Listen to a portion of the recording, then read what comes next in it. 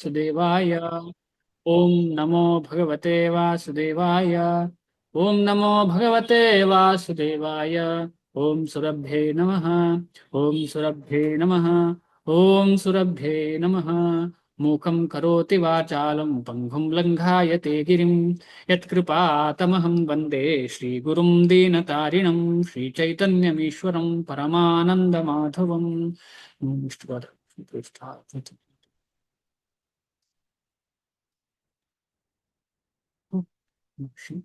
ಹರೇ ಕೃಷ್ಣ ಎಲ್ರೂನು. ಇವತ್ತಿನ ಶ್ಲೋಕದ ಕ್ರಮ ಸಂಖ್ಯೆ 4ನೇ ಅಧ್ಯಾಯ ಶ್ಲೋಕ 35. ಇದಕ್ಕಿಂತ ಹಿಂದೆ ಹೇಗೆ ಶಿಷ್ಯ ಗುರುವಿನ ಹತ್ರ ಹೋಗಿ ಸಂಪೂರ್ಣವಾಗಿ ಶರಣು ತಗೊಂಡು ಯಾವ ರೀತಿಯಲ್ಲಿ ಜ್ಞಾನ ಸಂಪಾದಿಸಬಹುದು ಅಂತ ಕಳೆದ ಶ್ಲೋಕದಲ್ಲಿ ನಾವು ಓದಿದ್ದೇವೆ. ಆ ಜ್ಞಾನ ತಿಳಿದ ಮೇಲೆ ಏನಾಗ್ತದೆ ಅಂತ ಹೇಳೋದ್ರ ಬಗ್ಗೆ 35ನೇ ಶ್ಲೋಕ ಹೇಳ್ತಾ ಉಂಟು. ಶ್ಲೋಕ ಓದ್ತೀನಿ. ಯಾಕಂದ್ರೆ ಜ್ಞಾನ ಸಿಕ್ಕಿದ ಮೇಲೆ ದೇಹದಲ್ಲಿ ಮನಸ್ಸಲ್ಲಿ ಏನೆಲ್ಲ ಮಾರ್ಪಾಟಾಗ್ತದೆ ಅದೆಲ್ಲ ಎಕ್ಸ್ಪ್ಲೇನ್ ಮಾಡ್ತಾರೆ. ಯಾವ ರೀತಿಯ ಮೋಹ ದೂರ ಹೋಗ್ತದೆ ಅಂತ ಹೇಳಿ. ಮೋಹ ಅಂತ ಹೇಳಿದ್ರೆ ಏನು? ಮೋಹ ಅಂತ ಹೇಳಿದ್ರೆ ದೇಹಕ್ಕೆ ಸಂಬಂಧಪಟ್ಟ ಮೋಹಕ್ಕೆ ಮೋಹ ಅಂತ ಹೇಳುವಂಥದ್ದು. ದೇಹ ನಾನು ದೇಹ ಅಂತ ಹೇಳುವಂಥದ್ದಕ್ಕೆ ಮೋಹ ಅಂತ ಹೇಳುವಂಥದ್ದು. ಅದು ಅರ್ಜುನನಿಗೆ ಇತ್ತು ಯಾಕೆ ಅಂತ ಹೇಳಿದ್ರೆ ನಮಗೋಸ್ಕರ ಇದ್ದ ಹಾಗೆ ಕೃಷ್ಣನ ಮುಖಾಂತರ ಅರ್ಜುನನಿಗೆ ಆ ರೀತಿಯ ಸಂಭವ ಆಗಿದೆ. ಅದು ಆ ರೀತಿ ಅವರು ಬಿಹೇವ್ ಮಾಡ್ಲಿಕ್ಕೆ ಶುರು ಮಾಡ್ತಾರೆ. ಯಾಕೆಂದ್ರೆ ಕೃಷ್ಣನ ಉದ್ದೇಶ ಅದು ಎಲ್ರಿಗೂ ಆ ಜ್ಞಾನ ಸಿಗ್ಲಿ ಅಂತ ಹೇಳಿ. ಯಜ್ಞಾತ್ವಾನ ಪುನರ್ಮೋಹಂ ಏವಂ ಯಾಸ್ಯಸಿ ಪಾಂಡವ ಏನ ಭೂತಾನ್ಯಶೇಷಾಣಿ ದ್ರಕ್ಷ್ಯಸ್ಯಾತ್ಮನ್ಯಥೋ ಮಯಿ. ಯಜ್ಞಾತ್ವಾನ ಪುನಃ ಮೋಹಂ ಏವಂ ವ್ಯಾಸ್ಯಸಿ ಪಾಂಡವ ಏನ ಭೂತಾನಿ ಅಶೇಷಾಣಿ ದ್ರಕ್ಷ್ಯಸಿ ಆತ್ಮನಿ ಅಥೋ ಮಯಿ. ಯಜ್ಞಾತ್ವಾನಃ ಪುನರ್ಮೋಹಂ ಏವಂ ವ್ಯಾಸ್ಯಸಿ ಪಾಂಡವ ಯಜ್ಞಾತ್ವಾನಃ ಪುನರ್ಮೋಹಮೇವಂ ವ್ಯಾಸ್ಯಸಿ ಪಾಂಡವ ಏನ ಭೂತಾನ್ಯಶೇಷಾಣಿ ದ್ರಕ್ಷ್ಯಸ್ಯಾತ್ಮನ್ಯಥೋ ಮಯಿ. ಏನ ಭೂತಾನ್ಯಶೇಷಾಣಿ ದ್ರಕ್ಷ್ಯಸ್ಯಾತ್ಮನ್ಯಥೋ ಮಯಿ. ಅನುವಾದ ಶ್ರೀಲ ಪ್ರಭುಪಾದರಿಂದ. ಶ್ರೀಲ ಪ್ರಭುಪಾದರಿಗೆ ಜಯವಾಗಲಿ. ಸಾಕ್ಷಾತ್ಕಾರ ಪಡೆದ ಆತ್ಮನಿಂದ ಅಂದ್ರೆ ಗುರುವಿನಿಂದ ನಿಜವಾದ ಜ್ಞಾನವನ್ನು ನೀನು ಪಡೆದರೆ, ನೀನು ಅಂತ ಹೇಳಿದ್ರೆ ನಮಗೆಲ್ಲರಿಗೂ ಹೇಳ್ತಾ ಇರೋದು ಅರ್ಜುನನ ಮುಖಾಂತರ. ಅರ್ಜುನ ನೀನು ಪಡೆದರೆ, ನಾವೆಲ್ಲ ಗುರುವಿನಿಂದ ಜ್ಞಾನ ಪಡೆದರೆ ಮತ್ತೆ ಇಂತಹ ಮೋಹಕ್ಕೆ ಎಂದೂ ಸಿಲುಕುವುದಿಲ್ಲ. ಎಂತಹ ಮೋಹ? ದೇಹ ಮತ್ತು ಈ ಜಗತ್ತಿಗೆ ಸಂಬಂಧಪಟ್ಟಂತಹ ಅಟ್ಯಾಚ್ಮೆಂಟ್. ನಮಗೆ ಮೋಹ ಅಂತ ಹೇಳಿದ್ರೆ ಅಟ್ಯಾಚ್ಮೆಂಟ್. ನಾನು ನನ್ನದು, ಅಹಂ ಮಾಮೇತಿ, ನಾನು ನನ್ನದು, ಅಂತಹ ಒಂದು ಮೋಹಕ್ಕೆ ಪುನಃ ಸಿಲುಕುವುದಿಲ್ಲ. ಅಂದ್ರೆ ನಿಜವಾದ ಜ್ಞಾನ ಸಂಪೂರ್ಣ ಸಿಗ್ಬೇಕು. ನಾವೆಲ್ಲ ಇದ್ದೇವಲ್ಲ, ಅರ್ಧ ಸಿಕ್ಕಿದ ಜ್ಞಾನ. ನಾವು ಅರ್ಧವ ಕಾಲ 1%, 20% ಇದೆ. ಆದ್ರೆ ನಾವು ಮುಂದೆ ಹೋಗ್ತಾ ಇದ್ದೇವೆ, ಅದು ಇಂಪಾರ್ಟೆಂಟ್. ಆ ಜ್ಞಾನದಲ್ಲಿ ಮುಂದೆ ಹೋಗ್ತಾ ಇದ್ದೇವೆ. ಒಂದಲ್ಲ ಒಂದು ದಿನ ಸಂಪೂರ್ಣ ಜ್ಞಾನ ತಗೊಂಡು ಈ ಮೋಹ ಇಲ್ಲ ಅಂತ ಹೇಳುವಂತಹ ಸ್ಥಿತಿಗೆ ತಲುಪ್ತೇವೆ. ಏಕೆಂದರೆ ಈ ಜ್ಞಾನವು ಲಭ್ಯವಾದಾಗ ಎಲ್ಲ ಜೀವಿಗಳು ಪರಮ ಪ್ರಭುವಿನ ಅಂಶಗಳೇ.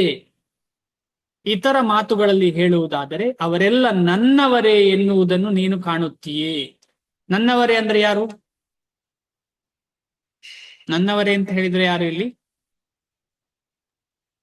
ಪಾಂಡವರು.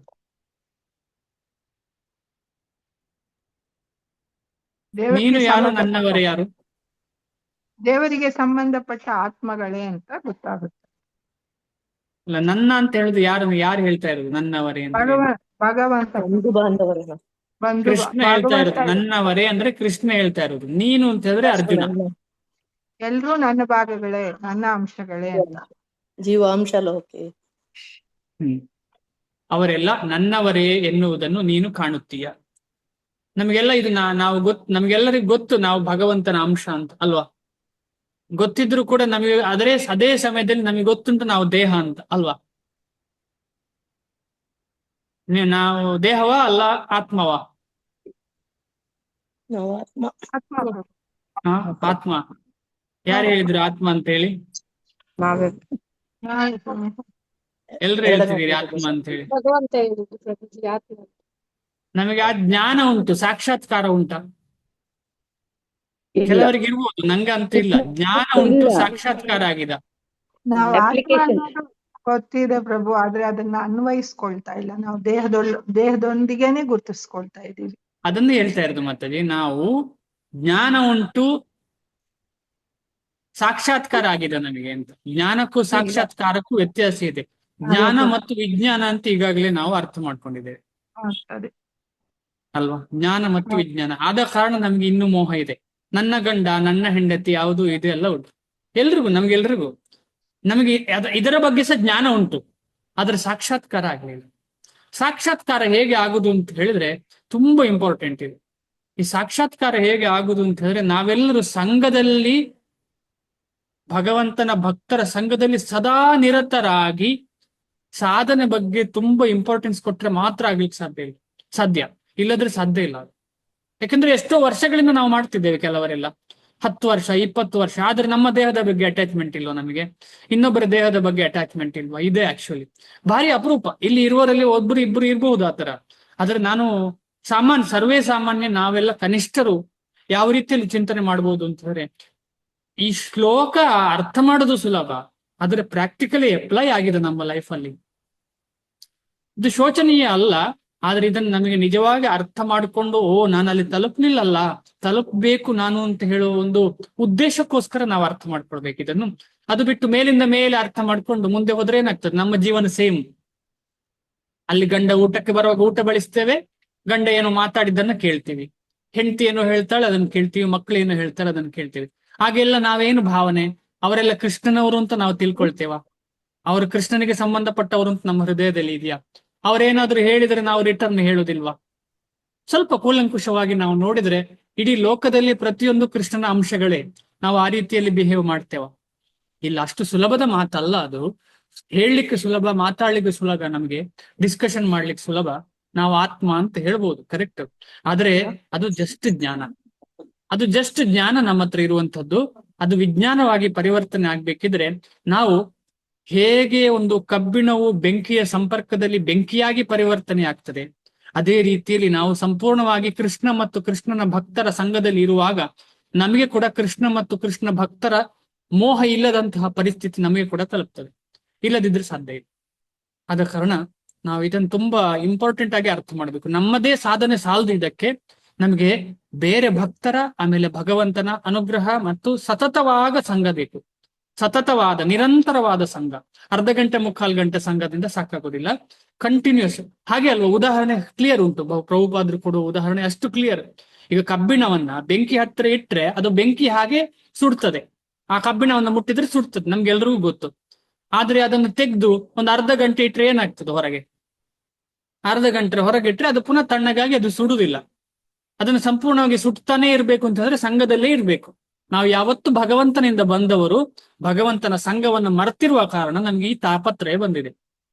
ಭಗವಂತನ ಸಂಘವನ್ನ ನಾವು ಮರೆತಿರುವ ಕಾರಣ, ಭಕ್ತರ ಸಂಘವನ್ನ ಮರೆತಿರುವ ಕಾರಣ, ಅದರ ಇಂಪಾರ್ಟೆನ್ಸ್ ಮರೆತಿರುವ ಕಾರಣ ನಮಗೆ ಮೋಹ ಯಾವುದು?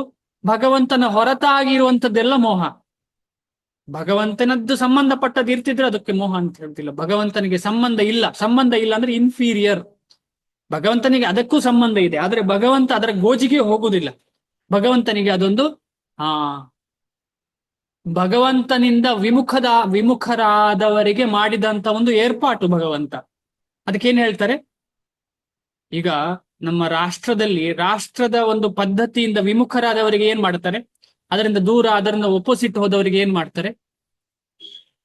ಈಗ ನಮ್ಮ ರಾಷ್ಟ್ರದಲ್ಲಿ ಕಳ್ಳತನ ಮಾಡುವವರಿಗೆ ಎಲ್ಲಿ ಹಾಕ್ತಾರೆ? ಜೈಲಲ್ಲಿ. ಅದೇ ರೀತಿ ಭಗವಂತ ತನ್ನಿಂದ ವಿಮುಖನಾದವನಿಗೆ ಸುಖ ಪಡಬೇಕಲ್ಲ, ಆಯ್ತಪ್ಪ ಸುಖ ಪಡು ಅಂತ ಹೇಳಿ ನಮ್ಗೆ ಈ ಜೈಲಲ್ಲಿ ಹಾಕಿದ್ದಾನೆ. ಇಲ್ಲಿ ನಾವು ಯಾಕೆ ಬಂದಿದ್ದೇವೆ ಜೈಲಲ್ಲಿ? ಒಳ್ಳೆಯವರಾಗ್ಲಿಕ್ಕೆ, ಪುನಃ ಕೆಟ್ಟದಾಗಿ ಪುನಃ ಹೊರಗೆ ಹೋಗ್ಲಿಕ್ಕೆ ಸಾಧ್ಯನೂ ಇಲ್ಲ. ಒಳ್ಳೆಯವನಾಗ್ಲಿಕ್ಕೆ ನಾನು ಇಲ್ಲಿ ಬಂದದ್ದು. ಆ ಒಳ್ಳೇದಾಗುದು ಯಾವಾಗ ಅಂತ ಹೇಳಿದ್ರೆ, ಒಳ್ಳೆ ಗುಣವನ್ನ ತೋರಿಸುವಾಗ. ಅದು ಹೇಗೆ ಸಾಧ್ಯ? ಅದು ಜೈಲ ಅಧಿಕಾರಿಗೆ ಅರ್ಥ ಆಗ್ಬೇಕು. ಅದೇ ರೀತಿಯಲ್ಲಿ ವೈಷ್ಣವರ ಸಂಘದಿಂದ ಈ ಮೋಹದಿಂದ ಹೊರಗೆ ಬರ್ಲಿಕ್ಕೆ ಸಾಧ್ಯ. ನನ್ನವರೇ ಎನ್ನುವುದು. ಆದ ಕಾರಣ ಆ ನನ್ನವರೇ ಯಾರು? ಎಲ್ಲ ವೈಷ್ಣವರು ಭಗವಂತನವರು, ಎಲ್ಲ ಜೀವಿಗಳು ಭಗವಂತನವರು. ನಾವು ಮರೆತ ಕಾರಣ ನಮಗೆ ಭಗವಂತನವರು ನಾವು ಅಂತ ನಮಗೆ ಅರ್ಥ ಆಗ್ತಿಲ್ಲ. ಆ ಮಟ್ಟಕ್ಕೆ ನಾವು ನಿಧಾನವಾಗಿ ಏರ್ಬೇಕು. ಭಾವಾರ್ಥ. ಎಂತ ಅದ್ಭುತ ಭಾವಾರ್ಥ ಶ್ರೀಲ ಪ್ರಭುಪಾದರದ್ದು, ಎಲ್ಲದಕ್ಕೂ ಎಂತ ಅದ್ಭುತ ಭಾವಾರ್ಥ. ಆಕ್ಚುಲಿ ಓದ್ತಾ ಹೋದ್ರೆ ಓದೋಣ ಅಂತ ಅನ್ಸುತ್ತೆ. ದಯವಿಟ್ಟು ಎಲ್ರು ನಿತ್ಯ ಒಂದು ಅರ್ಧ ಗಂಟೆ ಆದ್ರೂ, ಜಾಸ್ತಿ ಓದುವವರು ಖಂಡಿತ ಅರ್ಧ ಗಂಟೆಗೆ ಇಳಿಸ್ಬೇಡಿ. ಅರ್ಧ ಗಂಟೆ ಮಿನಿಮಮ್ ಓದ್ಬೇಕು. ಆಮೇಲೆ ಅರ್ಧ ಗಂಟೆ ಮಿನಿಮಮ್ ಕೇಳಬೇಕು, ಶ್ರೀಲ ಪ್ರಭುಪಾದರ ಲೆಕ್ಚರ್ ಅನ್ನ ಕೇಳಬೇಕು. ಆಮೇಲೆ ಶ್ರೀಲ ಪ್ರಭುಪಾದರ ಪುಸ್ತಕವನ್ನ ಅರ್ಧ ಗಂಟೆ ಓದ್ಬೇಕು, ದಿನ 1 ಗಂಟೆ ಮಿನಿಮಮ್. ಆಮೇಲೆ ಜಪ ಎಷ್ಟಾಗ್ತದೆ ಅಷ್ಟು ಮಾಡೋದು. ಇಷ್ಟಾದ್ರೂ ಶುರು ಮಾಡ್ಬೇಕು ನಾವು. ಅಂದ್ರೆ ನಿತ್ಯ ನಮಗೆ 24 ಗಂಟೆಯಲ್ಲಿ 8 ಗಂಟೆ 9 ಗಂಟೆ 10 ಗಂಟೆ ಕೆಲಸ ಮಾಡ್ತಾರೆ. ಮಿಕ್ಕ ಒಂದು 10-12 ಗಂಟೆಯಲ್ಲಿ 6 ಗಂಟೆ 7 ಗಂಟೆ ನಿದ್ದೆಗೆ ಹೋಯ್ತು. ಮತ್ತೆ ಇರುವ ಒಂದು 3-4-5 ಗಂಟೆಯಲ್ಲಿ ಊಟ ತಿಂಡಿ ಆಮೇಲೆ ಸ್ನಾನ ಟಾಯ್ಲೆಟ್ ಅದೆಲ್ಲ ತಗೊಂಡ್ರೆ ಒಂದು 2 ಗಂಟೆ ಅಲ್ಲಿ ಹೋಯ್ತು. ಮತ್ತೆ ಇರುದು 3 ಗಂಟೆ. ಆ 3 ಗಂಟೆಯನ್ನು ನಾವು ಅಟ್ಲೀಸ್ಟ್ ಇದಕ್ಕೆ ಉಪಯೋಗಿಸ್ಬೇಕು. ಕನಿಷ್ಠರು ನಾನು ಹೇಳ್ತಾ ಇರುವಂತದ್ದು. ಜಸ್ಟ್ ಶುರು ಮಾಡುವವರು ಆ ಮಿಕ್ಕ 3 ಗಂಟೆನಾದ್ರೂ ಅದನ್ನಾದ್ರೂ ಭಗವಂತನಿಗೆ ಕೊಡ್ಬೇಕು ನಾವು. ಅಷ್ಟು ಸಾಧ್ಯ ಇಲ್ಲ. 1-1.5 ಗಂಟೆ ಆದ್ರೆ ಅರ್ಧ ಆದ್ರೂ ಕೊಡ್ಲಿಕ್ಕೆ ಅಷ್ಟು ಮಾಡ್ಬೇಕು ನಾವು. ಸಾಧ್ಯ ಇದೆ, ಇದು ಸಾಧ್ಯ ಇಲ್ಲ ಅಂತ ಹೇಳಲಿಕ್ಕೆ ಹೇಳಿದ್ರೆ ನಾವೇ ಕಳ್ಕೊಳ್ಳುವವರು. ಆತ್ಮ ಸಾಕ್ಷಾತ್ಕಾರ ಪಡೆದ ವ್ಯಕ್ತಿಯು ವಸ್ತುಗಳ ನಿಜವಾದ ಸ್ವರೂಪವನ್ನು ತಿಳಿದಿರುತ್ತಾನೆ. ನಾವಲ್ಲ, ಆತ್ಮ ಸಾಕ್ಷಾತ್ಕಾರ ಪಡೆದ ವ್ಯಕ್ತಿ ಅಂದ್ರೆ ನಿಜವಾದ ಶುದ್ಧ ಭಕ್ತ ಪ್ರತಿಯೊಂದು ವಸ್ತುವಿನ ನಿಜವಾದ ಸ್ವರೂಪವನ್ನು ತಿಳಿದಿರ್ತಾನೆ. ಅದನ್ನು ಹೇಗೆ ಸ್ವರೂಪ ತಿಳಿದಿದ್ದಾನೆ ಅಂದ್ರೆ ಏನು ಅರ್ಥ? ಇದೆಲ್ಲವೂ ಭಗವಂತನಿಂದ ಬಂದದ್ದು. ಇದನ್ನು ನಾನು ಭಗವಂತನ ಸೇವೆಗೆ ನಿಯೋಜಿಸಬೇಕು. ಇದನ್ನು ನಿರ್ಬಂಧೆ ಕೃಷ್ಣ ಸಂಬಂಧೆ ಯುಕ್ತ ವೈರಾಗ್ಯ ಮುಚ್ಯತೆ. ಎಲ್ಲವನ್ನ ಕೃಷ್ಣನ ಸಂಬಂಧದಲ್ಲಿ ನೋಡಿಕೊಂಡು ಕೃಷ್ಣನ ಸೇವೆಗಾಗಿ ಉಪಯೋಗಿಸುವವನು ಆತ್ಮ ಸಾಕ್ಷಾತ್ಕಾರ ಪಡೆದ ವ್ಯಕ್ತಿ.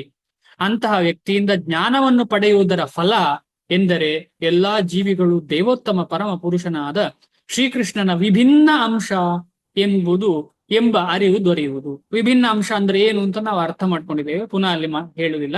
ಪ್ರಶ್ನೆ ಕೇಳೋಣ. ವಿಭಿನ್ನ ಅಂಶ ಅಂದ್ರೆ ಏನು? ವಿಭಿನ್ನ ಅಂದ್ರೆ ಏನು? 2 ಭಿನ್ನ ಅಂಶಗಳಿದೆ ಭಗವಂತನಿಗೆ. 2 ಭಿನ್ನ ಅಂಶ. ಒಂದು ಜೀವ, ಮತ್ತೊಂದು ಯಾವುದು ಭಿನ್ನ ಅಂಶ? ಸ್ವ ಅಂಶ, ಆಮೇಲೆ ಭಿನ್ನ ಅಂಶ. 2. ಒಂದು ಸ್ವ ಅಂಶ, ಅವನದ್ದೇ ಅಂಶ. ಇನ್ನೊಂದು ಭಿನ್ನ ಅಂಶ, ಅವನಿಂದ ಭಿನ್ನ ಆದವರು. ಭಿನ್ನ ಅಂದ್ರೆ ಹೊರಗೆ ಬಂದವರು, ಅಂದ್ರೆ ಪೃಥಕ್ ಆದವರು. ಭಿನ್ನ ಯಾರು? ಭಿನ್ನದಲ್ಲಿ 2 ಭಿನ್ನಗಳಿವೆ.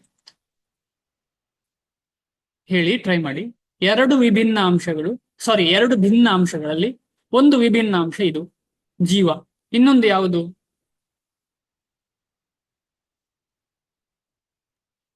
ಪ್ರಕೃತಿ ಪ್ರಭು. ಪ್ರಕೃತಿ. ಧನ್ಯವಾದ ಮಾತಾಜಿ.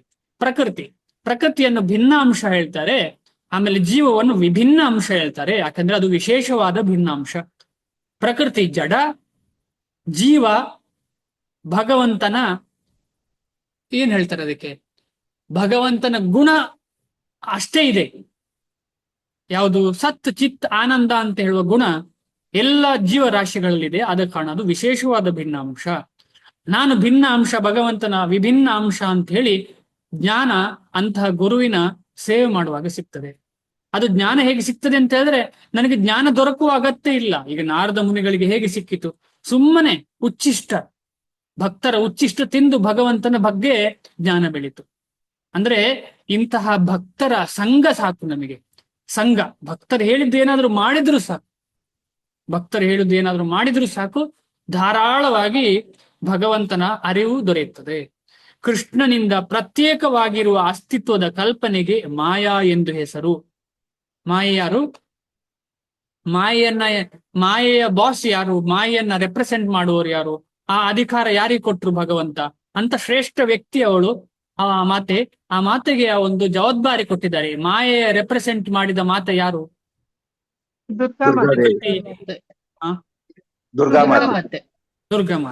ದುರ್ಗಾ ಮಾತೆ ಯಾರ ಕೆಳಗೆ ಕೆಲಸ ಮಾಡುವುದು?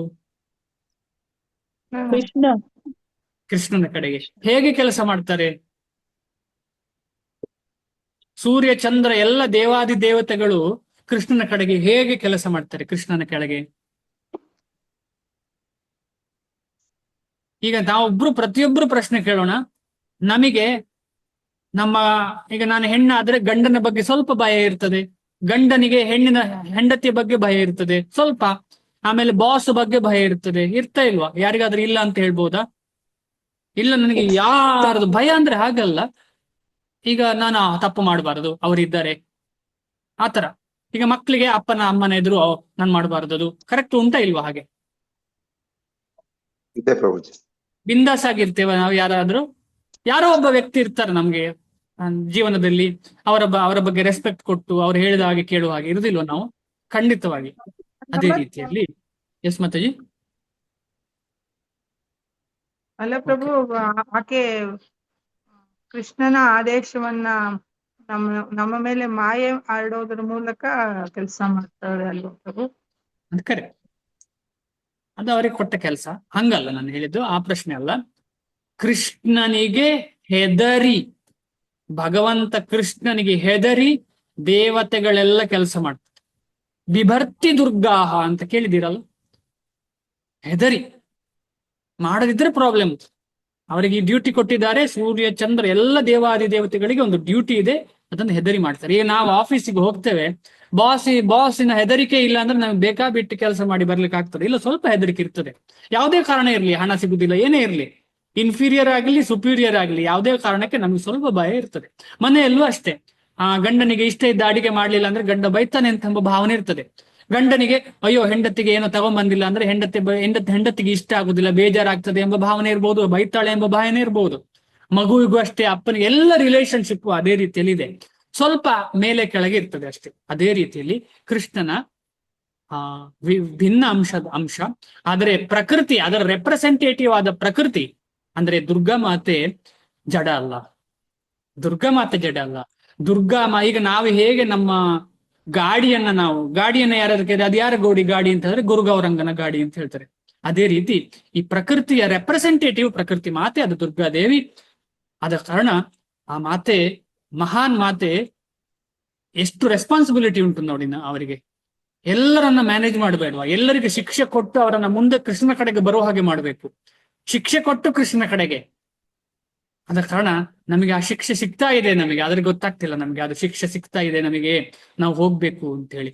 ಆದ ಕಾರಣ ಪ್ರತ್ಯೇಕವಾಗಿ ಅಸ್ತಿತ್ವದ ಕಲ್ಪನೆ ನಮಗಿದ್ರೆ ಆ ಮಾತೆಯ ಕೆಳಗೆ ಬರಬೇಕಾಗ್ತದೆ. ಕೃಷ್ಣನ ಕೆಳಗೆ ಬರುವುದಿಲ್ಲ ನಾವು, ಆ ಮಾತೆಯ ಕೆಳಗೆ ಬರಬೇಕಾಗ್ತದೆ. ಕೆಲವರು ಮಾ ಅಲ್ಲ ಯಾ ಇದು ಅಂದ್ರೆ ಅದು ನಿಜವಾಗಿ ಅಲ್ಲ, ಯಾಕಂದ್ರೆ ಅದು ಈಗಾಗಲೇ ಗೊತ್ತಿದೆ. ಈಗ ದುರ್ಗಾ ಮಾತೆ ಯಾವುದನ್ನ ಕಂಟ್ರೋಲ್ ಮಾಡ್ತಾ ಇರೋದು? ಪ್ರಕೃತಿಯನ್ನು. ಅದು ಜಡವನ್ನು ಕಂಟ್ರೋಲ್ ಮಾಡೋದು. ಆದ ಕಾರಣ ಜಡ ಯಾವತ್ತು ಏನ್ ಹೇಳ್ತದೆ, ಇನ್ಫೀರಿಯರ್. ಅದು ನಮ್ಮ ಜೀವ ಆಗ್ಲಿಕ್ಕೆ ಸಾಧ್ಯ ಇಲ್ಲ ಜಡ. ಈಗ ನಮ್ಮ ದೇಹ ಜೀವ ಆಗ್ಲಿಕ್ಕೆ ಸಾಧ್ಯವಾ? ಕನ್ನಡಕ ಜೀವ ಆಗ್ಲಿಕ್ಕೆ ಸಾಧ್ಯವಾ? ಅದೆಲ್ಲ ಊಹೆ ಅಲ್ಲ ಅಷ್ಟೇ. ಈಗ ಎಐಯಲ್ಲಿ, ಆರ್ಟಿಫಿಷಿಯಲ್ ಇಂಟೆಲಿಜೆನ್ಸ್ ಅಲ್ಲಿ ಒಂದು ರೋಬೋಟ್ ನಡಿಬಹುದು, ಆದ್ರೆ ನಮ್ಗೆಲ್ಲರಿಗೂ ಗೊತ್ತು ಅದು ಜಡವೇ ಅಂತ ಹೇಳಿ. ಎಷ್ಟೇ ರೋಬೋಟ್ ನಡೆದ್ರೂ ಕೂಡ ಮನುಷ್ಯ ಜೀವವನ್ನ ಪ್ರತಿನಿಧಿಸ್ಲಿಕ್ಕೆ ಸಾಧ್ಯ ಇಲ್ಲ, ಅದನ್ನ ಪ್ರತಿನಿಧಿಸಿಯಾಗಿ ಜೀವ ಆಗ್ಲಿಕ್ಕೆ ಸಾಧ್ಯ ಇಲ್ಲ ಅಂತ ನಮ್ಗೆಲ್ರಿಗೂ ಗೊತ್ತು. ಎಷ್ಟೇ ರಿಸರ್ಚ್ ಮಾಡಿದ್ರು ಅದಕ್ಕೇನು ಹೊಸ ಜ್ಞಾನ ಏನಾಗತ್ತೆ ಇಲ್ಲ. ನಮ್ಮ ಜೀವನವನ್ನ ಸಲೀಸು ಮಾಡ್ಲಿಕ್ಕೆ ಈ ತರ ಎಲ್ಲ ಪ್ರಯತ್ನಗಳು ನಡೀತಾ ಇದ್ರು ಕೂಡ ಅದರಲ್ಲಿ ಅಷ್ಟೇನು ಆಧ್ಯಾತ್ಮಿಕತೆ ಅಥವಾ ಆಧ್ಯಾತ್ಮಿಕ ಉನ್ನತಿಗೆ ನಮ್ಮನ್ನು ಕರ್ಕೊಂಡು ಹೋಗ್ತದೆ ಅಂತ ಹೇಳಲಿಕ್ಕೆ ಸಾಧ್ಯ ಇಲ್ಲ. ಕೆಲವರು ನಮಗೂ ಕೃಷ್ಣನಿಗೂ ಸಂಬಂಧವೇ ಇಲ್ಲ, ಕೃಷ್ಣನು ದೊಡ್ಡ ಐತಿಹಾಸಿಕ ವ್ಯಕ್ತಿ ಮಾತ್ರ ಮತ್ತು ಪರಮ ಸತ್ಯವು ನಿರಾಕಾರ ಬ್ರಹ್ಮನೆ ಎಂದು ಯೋಚಿಸುತ್ತಾರೆ. ಇದು ಫಸ್ಟ್ ಸೆಂಟೆನ್ಸ್ ಮಾಯಾವಾದಿಗೆ, ಸೆಕೆಂಡ್ ಸೆಂಟೆನ್ಸ್ ಬ್ರಹ್ಮವಾದಿಗೆ. ಮಾಯಾವಾದಿ ಮತ್ತು ಬ್ರಹ್ಮವಾದಿಯ ವ್ಯತ್ಯಾಸ ಏನಾದ್ರೂ ಗೊತ್ತಾ ಯಾರಿಗಾದ್ರೂ? ಮಾಯಾವಾದಿ ಮತ್ತು ಬ್ರಹ್ಮವಾದಿ, ಮಾಯಾವಾದಿ ಬ್ರಹ್ಮವಾದಿ. ಚೈತನ್ಯ ಮಹಾಪ್ರಭು ಹೇಳ್ತಾರೆ, ಮಾಯಾವಾದಿ ಭಾಷ್ಯ ಸುನಿಲೆ ಹೋಯ ಸರ್ವನಾಶ. ಒಬ್ಬ ಸರ್ವನಾಶ ಆಗ್ಬೇಕು ಅಂತ ಹೇಳಿದ್ರೆ ಹೋಗಿ ಮಾಯಾವಾದಿಯ ಭಾಷ್ಯ ಕೇಳ್ಬೇಕು. ಆಗ ಹೇಗೆ ನಮ್ಗೆ ಗೊತ್ತಾಗುದು ಮಾಯಾವಾದಿ ಯಾರು ಅಂತ ಹೇಳಿ? ದೇವರೇ ಇಲ್ಲ ಅಂತಾರ ಪ್ರಭು ಅವರು. ದೇವರೇ ಇಲ್ಲ ಅಂತ ಹೇಳಲ್ಲ ಮಾಯಾವಾದಿ. ಪ್ರಭುಜಿ, ಅವರು ಮಾಯಾವಾದಗಳು ಅವರು ಭಗವಂತ ಇದ್ದಾನೆ ಹೇಳ್ತಾರೆ, ಆದ್ರೆ ಭಗವಂತ ಸರ್ವಶಕ್ತ ಅಂತ ಕೂಡ ಹೇಳ್ತಾರೆ. ಆದ್ರೆ ಅವನಿಗೆ ಇಲ್ಲಿ ರೂಪ, ಅವನು ಇಲ್ಲಿ ಅವತಾರ ತಗೊಳ್ಬೇಕಂದ್ರೆ ಅವನಿಗೆ ಮಾಯೆಯ ಬೇಕು. ಅವನು ಮಾಯೆಯಿಂದಾಗಿ ತನ್ನ ರೂಪವನ್ನು ಅವನು ತಗೊಳ್ತಾನೆ, ಇಲ್ಲದಿದ್ರೆ ಅವನಿಗೆ ರೂಪ ಇಲ್ಲ. ಕರೆಕ್ಟ್ ಮಾತಿದೆ, ಅದ್ಭುತ. ಭಗವಂತ ಇಲ್ಲಿ ಬರುವಾಗ, ಕೃಷ್ಣ ದೇವೋತ್ತಮ ಪರಮ ಪುರುಷನಾದ ಕೃಷ್ಣ, ರಾಮ ಎಲ್ಲರೂ ಬರುವಾಗ ಅವರು ಬಂದ ಶರೀರ ಮಾಯೆಯ ಶರೀರ ಅಂತ ಹೇಳ್ತಾರೆ. ಮಾಯೆಯ ಶರೀರ ಅಂತ ಹೇಳಿ. ನೋಡಿ ಎಂಥ ಒಂದು ಹೀನ ಸ್ಥಿತಿ ಅದು. ಅದಕ್ಕೋಸ್ಕರ ಶ್ರೀಲ ಪ್ರಭುಪಾದರು ಯಾವತ್ತು ಮಾಯಾವಾದಿಗಳನ್ನ ಖಂಡಿಸ್ತಾರೆ, ಎಲ್ಲ ಶ್ಲೋಕಗಳಲ್ಲಿ ಖಂಡಿಸ್ತಾರೆ. ಅವನು ಕೃಷ್ಣನ ದೊಡ್ಡ ಐತಿಹಾಸಿಕ ವ್ಯಕ್ತಿ ಅಂತ ತಗೊಳ್ತಾರೆ, ಆದ್ರೆ ಕೃಷ್ಣ ದೇವೋತ್ತಮ ಪರಮ ಪುರುಷ ಅಂತ ತಗೊಳ್ಳೋದಿಲ್ಲ ಯಾರು ಮಾಯಾವಾದಿಗಳು. ಅದಲ್ಲದೆ ಕೃಷ್ಣ ಇಲ್ಲಿ ಬರುವಾಗ ಮಾಯೆಯ ಆಧೀನದಿಂದ ಬರ್ತಿದ್ದಾನೆ, ಅದೊಂದು ಶಕ್ತಿ ಅಷ್ಟೇ. ಆ ದೇಹ ಸತ್ತು ಚಿತ್ತ ಆನಂದ ದೇಹ ಅಲ್ಲ ಅದು. ಕೃಷ್ಣನ ಆತ್ಮಕ್ಕೂ ಕೃಷ್ಣನ ದೇಹಕ್ಕೂ ವ್ಯತ್ಯಾಸ ಕಾಣ್ತಾರೆ ಅವರು. ಕೃಷ್ಣನಿಗೆ ಆತ್ಮ ದೇಹಕ್ಕೆ ವ್ಯತ್ಯಾಸ ಇಲ್ಲ, ಎಲ್ಲವೂ ಕೃಷ್ಣನೇ ಅಥವಾ ಎಲ್ಲವೂ ನರಸಿಂಹನೇ, ಎಲ್ಲವೂ ರಾಮನೇ, ಆದ್ರೆ ಅವರು ವ್ಯತ್ಯಾಸ ಕಾಣ್ತಾರೆ. ಜನ್ಮ ಕರ್ಮ ಚ ಮೇ ದಿವ್ಯಂ ಅಂತ ಹೇಳಿದ್ದಾರೆ. ಜನ್ಮ ಕರ್ಮ ಎಲ್ಲವೂ ಭಗವಂತನದು. ಜನ್ಮ ಕರ್ಮ ದೇಹ ಎಲ್ಲವೂ ದಿವ್ಯ. ದಿವ್ಯ ಅಂದ್ರೆ ಏನು? ಆಧ್ಯಾತ್ಮಿಕ. ಆದ್ರೆ ಅವರಿಗೆ ಆ ಒಂದು ಸಿಂಪಲ್ ಆದ ಶ್ಲೋಕವನ್ನ ಅರ್ಥ ಮಾಡ್ಲಿಕ್ಕೆ ಆಗದೆ ಅವ್ರು ಏನ್ ಮಾಡ್ತಾರೆ, ದೊಡ್ಡ ಜ್ಞಾನಿಗಳ ಹಾಗೆ ಅವರು ಭಗವಂತನ ರೂಪವನ್ನ ನಕಾರ, ಅವ್ರು ಅದಕ್ಕೆ ಬೇಡಲೇ ಬೇಡ. ಆದ ಕಾರಣ ಅವರು ಕೃಷ್ಣನನ್ನ ಒಫೆಂಡ್ ಮಾಡುವವರು. ಅವರು ಕೃಷ್ಣನ ಒಫೆಂಡ್ ಮಾಡುವರಾದ ಕಾರಣ ಅವರಿಗೆ ಯಾವತ್ತೂ ಮೇಲೆ ಬರ್ಲಿಕ್ಕೆ ಸಾಧ್ಯ ಇಲ್ಲ, ಕೃಷ್ಣ ಭಕ್ತಿ ಸಿಗ್ಲಿಕ್ಕೆ ಸಾಧ್ಯ ಇಲ್ಲ. ಅಂತವರಿಂದ ದೂರ ಇರಬೇಕು ಅಂತ ಚೈತನ್ಯ ಮಹಾಪ್ರಭು ಹೇಳಿದ್ದಾರೆ. ಅಂತವರನ್ನ ಕಂಡ್ರೆ ಗೊತ್ತಾದ್ರೆ ನಮಗೆ ಅವರಿಗೆ ಪ್ರಸಾದ ಕೊಡೋದು ಬಿಟ್ಟು ಹೆಚ್ಚು ಮಾತಾಡ್ಲಿಕ್ಕೆ ಹೋಗಬಾರದು. ಯಾಕಂದ್ರೆ ಮಾಯಾವಾದಿ ಭಾಷ್ಯವನ್ನ ಕೇಳಿದ್ರೆ ಸರ್ವನಾಶ ಆಗತ್ತೆ. ಆದ್ರೆ ಇಲ್ಲಿ ಬ್ರಹ್ಮನ್ ಅಂತ ಹೇಳಿದ್ರೆ, ಅಂದ್ರೆ ಬ್ರಹ್ಮವಾದಿಗಳು ಯಾರು ಅಂತ ಹೇಳಿದ್ರೆ, ಬ್ರಹ್ಮವಾದಿಗಳಿಗೆ ಕೃಷ್ಣ ಯಾರು ಅಂತ ಗೊತ್ತಿಲ್ಲ. ಗೊತ್ತಿದ್ರು ಕೂಡ ಅವರಿಗೆ ಅಷ್ಟೇನು ಆಸಕ್ತಿ ಇಲ್ಲ, ಅವ್ರು ಒಫೆಂಡ್ ಮಾಡೋದಿಲ್ಲ ಅವರಿಗೆ, ಅವ್ರಿಗೆ ಅದರ ಬಗ್ಗೆ ಆಸಕ್ತಿ ಇಲ್ಲ. ನನ್ನ ಪ್ರಿಯಾರಿಟಿ ಇದು, ನನ್ನ ಪ್ರಿಯಾರಿಟಿ ಬ್ರಹ್ಮನ್ ಅಂದ್ರೆ ಕೃಷ್ಣನ ಪ್ರಭೆ. ಇಲ್ಲಿ ಬರೆದಿದ್ದಾರಲ್ಲ ಬ್ರಹ್ಮನ್ ಎಂಬ ಪ್ರಭೆಯ ಬಗ್ಗೆ ಆಸಕ್ತಿ ಅವರಿಗೆ. ಶ್ರೀಲ ಪ್ರಭುಪಾದರು ಬರೆದಿದ್ದಾರೆ, ಅಲ್ಲಿಗೆ ಹೋಗೋಣ. ವಾಸ್ತವವಾಗಿ ಭಗವದ್ಗೀತೆಯಲ್ಲಿ ಹೇಳಿದಂತೆ ಈ ನಿರಾಕಾರ ಬ್ರಹ್ಮನ್ ಎನ್ನುವುದು ಕೃಷ್ಣನ ವೈಯಕ್ತಿಕ ಪ್ರಭೆ. ಇಲ್ಲಿ ನೋಡಿ, ತುಂಬಾ ಇಂಪಾರ್ಟೆಂಟ್, ಕೃಷ್ಣನ ವೈಯಕ್ತಿಕ ಪ್ರಭೆ ಅದು, ಅದಕ್ಕೆ ಬೆಲೆ ಇದೆ, ಆದರೆ ಸಂಪೂರ್ಣ ಜ್ಞಾನ ಅಲ್ಲ ಅದು ಅಂತ. ದೇವೋತ್ತಮ ಪರಮ ಪುರುಷನಾದ ಕೃಷ್ಣನು ಎಲ್ಲಕ್ಕೂ ಕಾರಣನು, ಈ ಪ್ರಭೆಗೆ ಕೂಡ ಕೃಷ್ಣನೇ ಕಾರಣ. ಕೃಷ್ಣನು ದೇವೋತ್ತಮ ಪರಮ ಪುರುಷ. ಯಾರಿಗಾದ್ರೂ ಗೊತ್ತಾ ಯಾವ್ದಾದ್ರು ಉದಾಹರಣೆ ಯಾವ್ದಕ್ಕೆ ಬ್ರಹ್ಮವಾದಿಗಳು ಕೊನೆಗೆ ಭಕ್ತರಾಗಿ ಮಾರ್ಪಾಟಾದ್ದು? ಯಾರಿಗಾದ್ರೂ ಗೊತ್ತಾ?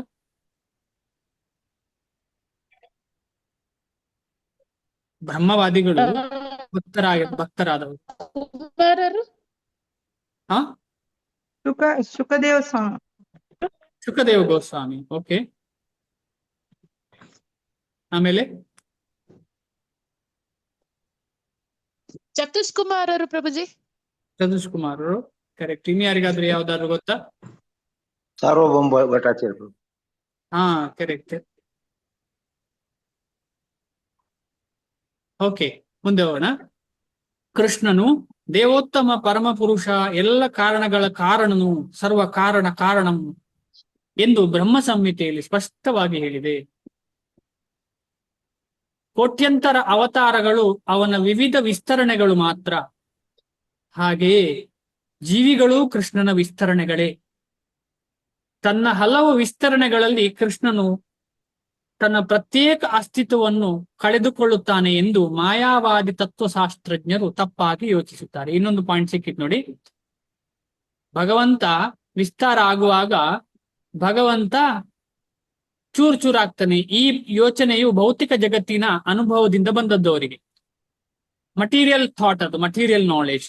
ಒಂದು ವಸ್ತುವನ್ನು ಚೂರು ಚೂರಾಗಿ ಮಾಡಿ ಹಂಚಿದರೆ ಅದು ಸ್ವಂತವಾದ ಮೂಲ ವ್ಯಕ್ತಿತ್ವವನ್ನು ಕಳೆದುಕೊಳ್ಳುತ್ತದೆ ಎಂದು ಐಹಿಕ ಜಗತ್ತಿನಲ್ಲಿ ನಮ್ಮ ಅನುಭವ. ಇದಕ್ಕೋಸ್ಕರ ಭಗವಂತ ಕೃಷ್ಣ ನಾರಾಯಣ ಆಗ್ತಾನೆ, ಅಥವಾ ನಾರಾಯಣ ಕೃಷ್ಣ ಏನೇ ಇರ್ಲಿ, ಆಮೇಲೆ ಬೇರೆ ಬೇರೆ ಎಕ್ಸ್ಪಾನ್ಷನ್ ಆಗ್ತಾ ಉಂಟಲ್ಲ, ಆಗ ಒರಿಜಿನಲ್ ಕೃಷ್ಣ ಇರುವುದಿಲ್ಲ, ಎಲ್ಲ ಎಕ್ಸ್ಪಾಂಡ್ ಆಗಿರ್ತದೆ, ಬೇರೆ ಬೇರೆ ಆಗಿರ್ತಾರೆ ಅಂತ. ಹೌದಾ? ಇದು ಶಾಸ್ತ್ರ ಸಮ್ಮತವ? ಇದು ಅಲ್ಲ ಪ್ರಭುಜಿ, ಅಲ್ಲ. ಯಾವ್ದಾದ್ರು ಶಾಸ್ತ್ರದಲ್ಲಿ ಯಾವ್ದಾದ್ರು ಶ್ಲೋಕ ಯಾರಿಗಾದ್ರೂ ಗೊತ್ತಾ? ತುಂಬಾ ಫೇಮಸ್ ಶ್ಲೋಕ. ನನ್ಗೆ ಕಂಪ್ಲೀಟ್ ಗೊತ್ತಿಲ್ಲ ಪ್ರಭುಜಿ, ಆದ್ರೆ ಸ್ವಲ್ಪ ಸ್ಟಾರ್ಟಿಂಗ್ ಗೊತ್ತು. ಪೂರ್ಣಮದಂ ಪೂರ್ಣಮಿದಂ ಅದೇನೋ ಇದೆಯಲ್ಲ. ಧನ್ಯವಾದ. ಪೂರ್ಣಮದಃ ಪೂರ್ಣಮಿದಂ ಪೂರ್ಣಾತ್ ಪೂರ್ಣಮುದಚ್ಯತೆ ಪೂರ್ಣಸ್ಯ ಪೂರ್ಣಮಾದಾಯ ಪೂರ್ಣಮೇವಾವಶಿಷ್ಯತೆ ಪೂರ್ಣಂ ಏವ ಅವಶಿಷ್ಯತೆ. ಕೊನೆಯಲ್ಲಿ ಶೇಷವಾಗಿ ಉಳಿಯುವುದೇನು? ಪೂರ್ಣವೇ. ಕೃಷ್ಣ ಯಾವತ್ತು ಪೂರ್ಣ, ಅವ ಎಷ್ಟೇ ಕೊಟ್ಟರು ಕೂಡ ಅವನು ಪೂರ್ಣವಾಗಿ ಇರ್ತಾನೆ. ಅದಕ್ಕೋಸ್ಕರ ಗೋಲೋಕ ಏವ ನಿವಸತಿ ಅಖಿಲಾತ್ಮ ಭೂತವು, ಎಲ್ಲ ಆತ್ಮಗಳ ಭೂತನಾದಂತಹ ಕೃಷ್ಣ ಎಲ್ಲಿ ನಿಲ್ತಾನೆ, ಎಲ್ಲಿ ಬದುಕ್ತಾನೆ, ಎಲ್ಲಿ ವಾಸಿಸ್ತಾನೆ? ಗೋಲೋಕ ಏವ ನಿವಸತಿ. ಅವರು ಗೋಲೋಕದಲ್ಲಿ ಯಾವತ್ತಿರ್ತಾರೆ, ಅವರು ಚೂರು ಚೂರಾಗಿ ಸಾಧ್ಯವೇ. ಆದ ಕಾರಣ ಈ ಒಂದು ಅನುಭವ ಭೌತಿಕವಾದಂತಹ ಅನುಭವದಿಂದ ಬಂದದ್ದು. ಇದನ್ನ ಖಂಡಿತವಾಗಿ ಶಾಸ್ತ್ರ ಒಪ್ಪುವುದಿಲ್ಲ. ಒಂದು ಕ್ಯಾಂಡಲ್ ಲೈಟಿನ ಇನ್ನೊಂದು ಕ್ಯಾಂಡಲ್ ಲೈಟ್ ಹಚ್ಚುವಾಗ ಈ ಕ್ಯಾಂಡಲ್ ಕಮ್ಮಿ ಆಗತ್ತಾ? ಇಲ್ಲ. ಕೃಷ್ಣನ ಅವತಾರದಿಂದ ಎಕ್ಸ್ಪಾಂಡ್ ಆದಂತಹ ನರಸಿಂಹ ಅವತಾರ ಆದ ಕೂಡಲೇ ಕೃಷ್ಣನಲ್ಲಿ ಕಮ್ಮಿ ಆಯ್ತಾ? ಇಲ್ಲ. ಒಂದು ವಸ್ತುವನ್ನು ಚೂರು ಚೂರಾಗಿ ಮಾಡಿ ಹಂಚಿದರೆ ಅದು ಸ್ವಂತದ ಮೂಲ ವ್ಯಕ್ತಿತ್ವವನ್ನು ಕಳೆದುಕೊಳ್ಳುತ್ತದೆ ಎಂದು ಐಹಿಕ ಜಗತ್ತಿನಲ್ಲಿ ನಮ್ಮ ಅನುಭವ.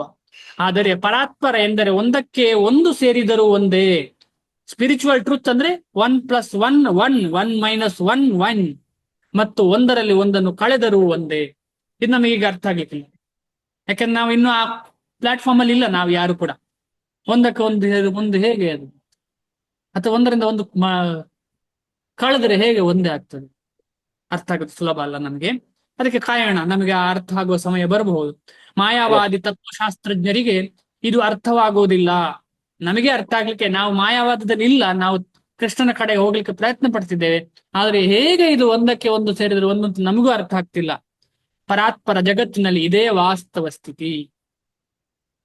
ಬ್ರಹ್ಮಸಂಹಿತೆ ದೀಪಾರ್ಚಿರೇವ ದಶಾಂತರಂ ಅಭ್ಯುಪೇತ್ಯ. ಕರೆಕ್ಟ್ ಪ್ರಭು, ಸೇಮ್ ಅದೇ ಶ್ಲೋಕ. ಎಸ್. ಆದ್ರೆ ನಮ್ಗೆ ಹೇಳಿದ್ರೆ ಅರ್ಥ ಆಗ್ತಾ ಉಂಟು, ನಮ್ಗೆ ಪ್ರಾಕ್ಟಿಕಲ್ ನಾಲೆಜ್ ಬರ್ಲಿಲ್ಲ, ಆದ ಕಾರಣ ನಮ್ಗೆ ಇನ್ನೂ ಅರ್ಥ ಆಗ್ಲಿಲ್ಲ ಅಂತ ಅರ್ಥ. ಈಗ ಕ್ಯಾಂಡ್ಲಿಂದ ಕ್ಯಾಂಡ್ಲ್ ಕರೆಕ್ಟ್ ಅರ್ಥ ಆಗ್ತದೆ, ಅದು ಹೇಗೆ ಸಾಧ್ಯ? ಇನ್ನು ನಮಗೆ ಅದು ಹೃದಯದಲ್ಲಿ ಇದೆ, ಅದು ಹೇಗೆ ಸಾಧ್ಯ? ಯಾಕಂದ್ರೆ ನಮಗೆ ಇನ್ನೂ ಅದು ಪ್ರಾಕ್ಟಿಕಲ್ ನೋಡ್ಲಿಲ್ಲಲ್ಲ ನಾವು. ಉದಾಹರಣೆ ಎಲ್ಲ ಅರ್ಥ ಆಗ್ತಾ ಉಂಟು, ಆದ್ರೆ ಪ್ರಾಕ್ಟಿಕಲ್ ನೋಡದ ಕಾರಣ ನಮಗೆ ಕೇಳಿ ಬಂದ ಜ್ಞಾನದಿಂದ ಇನ್ನೂ ನಾವು ಶ್ರದ್ಧೆ ಬೆಳೆದಿಲ್ಲದ ಕಾರಣ ಇದು ನಮಗೆ ಅರ್ಥ ಆಗ್ತಿಲ್ಲ. ಆದ್ರೆ ಕೆಲವರಿಗೆ ಅರ್ಥ ಆಗಿರ್ತದೆ, ಕೆಲವರಿಗೆ ಅರ್ಥ ಆಗುದಿಲ್ಲ. ಆದ್ರೆ ಸಮಯ ಕ್ರಮೇ ಕೆಲವರಿಗೆ 1 ದಿನ, 2 ದಿನ, 10 ದಿನ, 20 ದಿನ, 1 ವರ್ಷ, 2 ವರ್ಷ, ನಿಧಾನವಾಗಿ ಈ ಒಂದು ಸಿಂಪಲ್ ಸಬ್ಜೆಕ್ಟ್ ನಮಗೆ ಅರ್ಥ ಆಗ್ಲಿಕ್ಕೆ ಶುರು ಆಗ್ತದೆ. ಯಾವುದು? ಒಂದಕ್ಕೆ ಒಂದು ಸೇರಿದರೆ ಒಂದೇ, ಅಥವಾ ಒಂದರಿಂದ ಒಂದು ಕಳೆದರೆ ಒಂದೇ. ಈಗ ಇದರ ಅರ್ಥ ಏನು ಅಂತ ಹೇಳಿದ್ರೆ, there is no difference between Rama, Krishna, Narayana, but origin is Krishna. There is no difference between any Vishnu ತತ್ವ. ಎಲ್ಲವೂ ಒಂದು ಕ್ಯಾಂಡ್ಲಿಂದ ಇನ್ನೊಂದು ಕ್ಯಾಂಡ್ಲಿಗೆ ಬಂದ ಹಾಗೆ. ಆದರೆ ಆ ಒಂದು ಕ್ಯಾಂಡ್ಲ್ ಎಲ್ಲಿಂದ ಬಂತು? ಆ ಒಂದು ಕ್ಯಾಂಡಲ್, ಆ ಮೂಲವಾದ ಕ್ಯಾಂಡಲೇ ಕೃಷ್ಣ ಅಂತ ಹೇಳುವ ಉದ್ದೇಶ. ಏನಾದ್ರೂ ಪ್ರಶ್ನೆ ಇದೆ ಇಲ್ಲಿ? ಸರಿ, ಮುಂದೆ ಹೋಗ್ತೇನೆ. ಆಧ್ಯಾತ್ಮಿಕ ವಿಜ್ಞಾನದಲ್ಲಿ ಸಾಕಷ್ಟು ತಿಳುವಳಿಕೆ ಇಲ್ಲದಿರುವುದರಿಂದ ಈಗ ನಮ್ಮನ್ನು ಮಾಯೆ ಆವರಿಸಿದೆ. ಆದುದರಿಂದ ನಾವು ಕೃಷ್ಣನಿಂದ ಪ್ರತ್ಯೇಕ ಎಂದು ಯೋಚಿಸುತ್ತೇವೆ. ನಾವು ಕೃಷ್ಣನಿಂದ ಪ್ರತ್ಯೇಕಗೊಂಡ ಭಾಗಗಳಾದರೂ ನಾವು ಅವನಿಂದ ಭಿನ್ನವಲ್ಲ. ತುಂಬಾ ಇಂಪಾರ್ಟೆಂಟ್. ನಾವು ಪ್ರತ್ಯೇಕ ಆದ್ರೆ ಭಿನ್ನ ಅಲ್ಲ. ನಾವು ಯಾವತ್ತು ಕೃಷ್ಣನ ಅಂಶ, ಯಾವತ್ತು ಕೃಷ್ಣನ ಅಂಶ. ನಾವು ಎಷ್ಟೇ ಆದ್ರೂ ಕೂಡ, ಎಷ್ಟೇ ಮಾಯೆಯಿಂದ ಆವೃತವಾಗಿದ್ರು ಕೂಡ ನಾವು ಕೃಷ್ಣನ ಅಂಶವೇ, ಆತ್ಮವು. ಆದ್ರೆ ನಮಗೆ ಅದರ ಬಗ್ಗೆ ಜ್ಞಾನ ಇಲ್ಲ, ನಮಗೆ ಗೊತ್ತಿಲ್ಲ. ಅದು ಜೀವಿಗಳ ಶಾರೀರಿಕ ವ್ಯತ್ಯಾಸವೆನ್ನುವುದು ಮಾಯೆ. ಜೀವಕ್ಕೆ ಸಿಗುವಂತಹ ದೇಹವೇ ಮಾಯೆ. ಕೃಷ್ಣನನ್ನು ತೃಪ್ತಿಪಡಿಸುವುದಕ್ಕಾಗಿಯೇ ನಾವಿರುವುದು. ಇದು ನೈಜ ಧರ್ಮ, ನಿಜ ಧರ್ಮ. ಪ್ರತಿಯೊಬ್ಬ ವ್ಯಕ್ತಿಯ ನಿಜವಾದ ಧರ್ಮ ಏನು? ಕೃಷ್ಣನ ಸೇವೆ. ನಾವು ಮಾಡ್ತಾ ಇರೋದು ಯಾರ ಸೇವೆ? ಈಗ ಚಿಕ್ಕ ಮಕ್ಕಳು ಆಡ್ತಾರಲ್ಲ, ಏನು ಒಂದಕ್ಕೊಂದು ಜೋಡಿಸಿ ಆಡ್ತಾರಲ್ಲ, ಅದಕ್ಕೆ ಫಿಕ್ಸ್ ಆಗುವುದೇ ಸಿಗ್ಬೇಕು, ಇಲ್ಲದ್ರೆ ಅದು ಫಿಕ್ಸೇ ಆಗುದಿಲ್ಲ. ಹೌದಾ? ಅದೇನು ಆ ಆಟಕ್ಕೆ ಹೆಸರು? ಯಾರಾದ್ರೂ ಗೊತ್ತಾ? ಲಗೋರಿ. ಲಗೋರಿ ಅಲ್ಲ, ಲಗೋರಿ ಬಾಲ್ ಬಿಸಾಕೋದು. ನಾನು ಹೇಳಿದ್ದು ಒಂದು ಆಕೃತಿ ಇರ್ತದೆ, ಆ ಆಕೃತಿಯಲ್ಲಿ ಒಂದು ಹೊಟ್ಟೆ ಇರ್ತದೆ, ಆ ಹೊಟ್ಟೆಗೆ ಇನ್ನೊಂದು ಹೀಗಿರ್ತದೆ, ಅದು ಆಡ್ ಮಾಡಿದ್ರೆ ಅದು ಫಿಕ್ಸ್ ಆಗ್ತದೆ. ಬೇರೆ ಯಾವ್ದು ಟ್ರೈ ಮಾಡಿದ್ರು ಅಲ್ಲಿ ಫಿಕ್ಸ್ ಆಗುದಿಲ್ಲ. ಪಜಲ್. ಧನ್ಯವಾದ. ನಾವು ಇಲ್ಲಿ ಬಂದು ಪಜಲ್ ಆಡ್ತಾ ಇದ್ದೇವೆ. ಓ, ಇವರೊಟ್ಟಿಗೆ ಸೆಟ್ ಆಗ್ತದೆ ನೋಡುವ, ಅವರೊಟ್ಟಿಗೆ ಸೆಟ್ ಆಗ್ತದೆ ನೋಡುವ, ಅವರೊಟ್ಟಿಗೆ ಸೆಟ್ ಆಗುದು ನೋಡುವ. ನಮಗೆ ಸೆಟ್ ಆಗುದು ಒಂದೇ. ಅದು ಯಾರು? ಎಲ್ಲರಿಗೂ, ನಮಗೆಲ್ಲರಿಗೂ ಸೆಟ್ ಆಗುದು ಒಂದೇ. ನಾವು ಅಲ್ಲಿಂದಲೇ ಬಂದವರು, ಅಲ್ಲಿಂದ ಬಿಟ್ಟು ಬೇರೆ ಎಲ್ಲಿಯೂ ಸೆಟ್ ಆಗ್ಲಿಕ್ಕೆ ಸಾಧ್ಯ. ಅಲ್ಲಿ ಸೆಟ್ ಆದ್ರೆ ಎಲ್ಲಿಗೂ ಸೆಟ್, ಎಲ್ಲ ಕಡೆಗೂ ಸೆಟ್ ಆದ ಹಾಗೆ. ಯಾವುದಕ್ಕೆ ಸೆಟ್ ಆಗ್ಬೇಕು ನಾವು? ಕೃಷ್ಣ ಕೃಷ್ಣನಿಗೆ ಸೆಟ್ ಆಗ್ಬೇಕು. ಅಂದ್ರೆ ಕೃಷ್ಣನ ಇದಕ್ಕೆ ನಾವು ಫಿಕ್ಸ್ ಆಗ್ಬೇಕು. ಯಾಕಂದ್ರೆ ನಮ್ಮಿಬ್ಬರ ಗುಣ ಒಂದೇ, ಕೃಷ್ಣ ಮತ್ತು ನಂದು.